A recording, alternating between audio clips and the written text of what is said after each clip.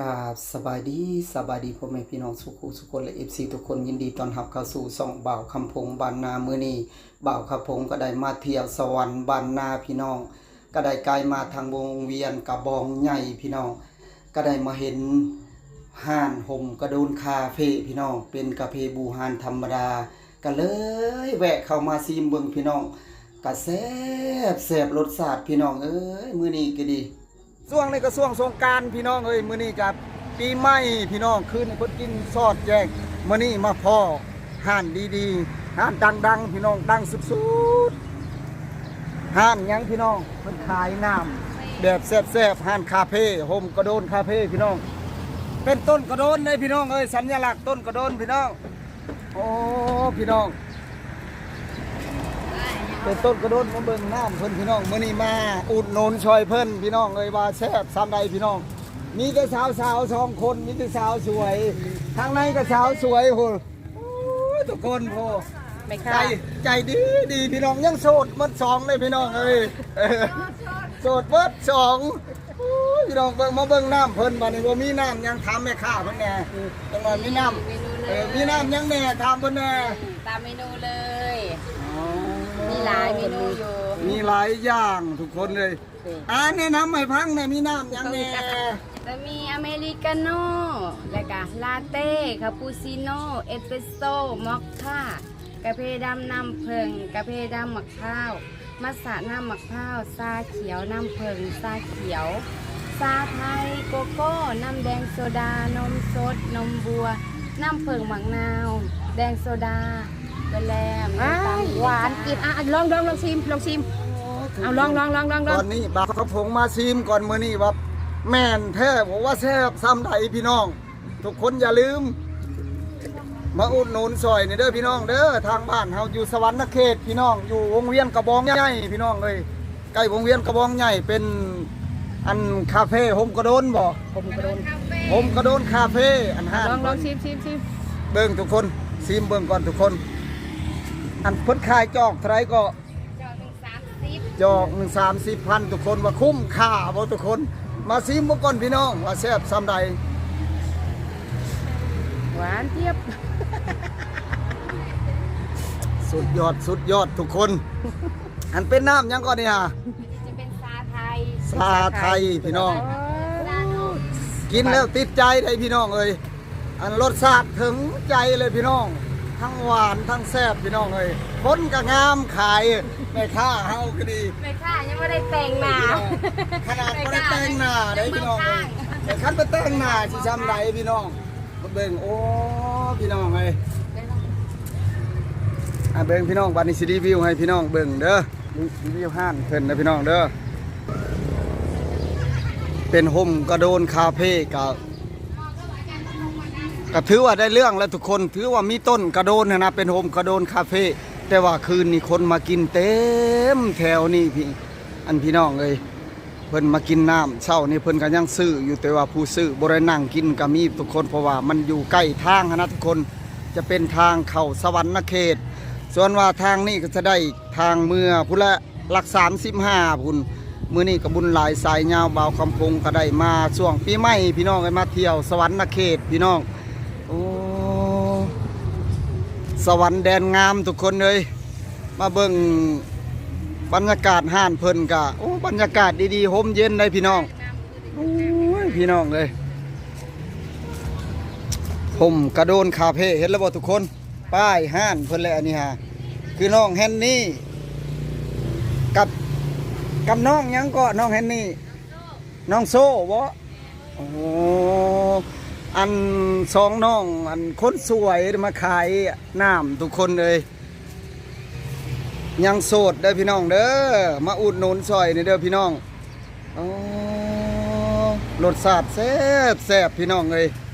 มักแบบใดพี่น้องสั่งได้ตามใจเห็นแล้วบ่พี่น้องเมนูเพิ่นนั่นหลายได้เพิ่นเฮ็ดนี่ได้แบบสูตรบูฮานเนาะกาแฟนี่สูตรบูฮานหากินยากเด้อพี่น้องเด้อพุ่นลูกค้าเพิ่นอร่อยแซ่บอยู่บ่ ครั้งแรกเพิ่งได้กินทุกคนก็ติดใจแล้วบาดนี้คือสิเที่ยวมากินตลอดแล้วบาดนี้ฮะแวะได้เพิ่นว่าแม่ค้าก็ใจดีทุกคนเลย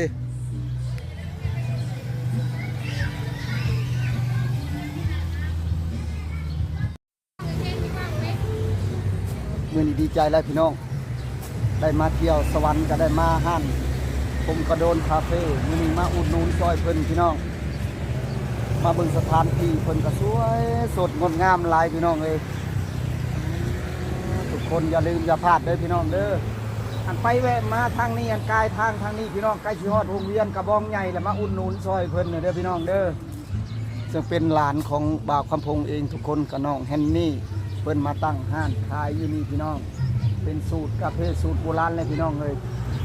อันผมกระโดนคาเฟ่แบบสูตรโบราณกาแฟเพิ่นก็แซ่บได้พี่น้องกินแล้วติดใจพี่น้องเฮาสุขุสุคนมื้อนี้บ่าวคำพงก็โอ้ดีใจหลายมื้อนี้ฮะยังบ่จักแต่เก่าก็มาอยู่ทุกคนเลยมื้อนี้ก็ได้มาเห็นตัวจริงก็ถือว่างานเพิ่นก็สุดยอดเลยทุกคนเพิ่นแต่งตกแต่งคือว่าสวยสดงดงามเห็นบ่ทุกคนอันนี้นกแก้วมีนกแก้วเผาเลยทุกคนเลยสุดยอดอันนั้นจะบรรยากาศงานเช้าก็มีลูกค้าเพิ่นมาซื้อเด้อพี่น้องแต่ว่าเพิ่นบ่ได้มานั่งดอกมาซื้อเอาแล้วเพิ่นก็มื้อพี่น้องเอ้ย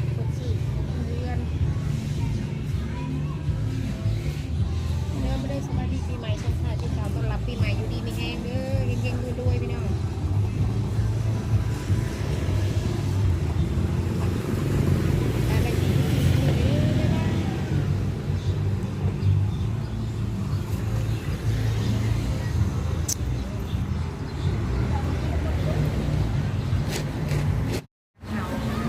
สบายดีปีใหม่พี่น้องเอ้ยพี่น้องเอาเดินทางขอเดินทางปลอดภัยเด้อพี่น้องเด้อช่วงปีใหม่ขอเฮงๆปังๆบนสุขุสุคนลำรวยๆอันบ่ดีบ่งามขอให้ไปนำปีเก่าพี่น้องเอ้ย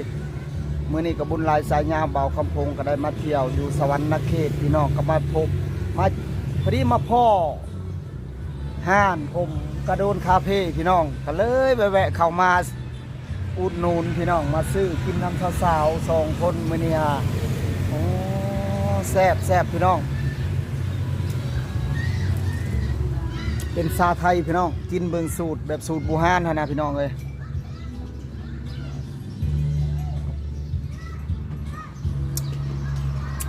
มื้อนี้ก็ได้มาสมัครสมาพี่น้องเลยครูบาอาจารย์มื้อนี้เพราะว่าช่วงปีใหม่พี่น้องปีหนึ่งมีเทื่อหนึ่งกับแม่น3 มื้อพี่น้องเลยก็ได้มา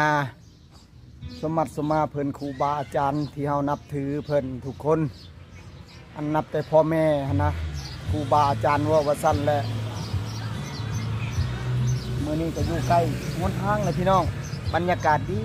ดีก็มีรถรางแล่นผ่านพี่น้องรถไล่อยู่เข้าสวรรค์เขตหลายคนก็มาเที่ยวพี่น้องเลยช่วงนี้ก็หลายผู้บางคนก็กลับบ้านกลับซ่องผู้บางคนก็กลับหาเหตุการณ์ทุกคนก็ดีใจนำทุกคนเด้อก็สู้กันไปทุกคนเฮ็ดใดจังสิอยู่รอดว่าเรื่องการเศรษฐกิจและพี่น้องบ่หาก็บ่ได้คู่มือนี่บรรยากาศดีเด้อพี่น้องมื้อนี้ก็แดดคือเก่าพี่น้องวันนี้ก็กินปีใหม่มืดมือพี่น้องแต่ว่าคลิปมาวันนี้ก็จะได้จบสามีก็เด้อพี่น้องเด้อก็ขอกราบคำว่าสบายดีพี่น้องสุขุสุคน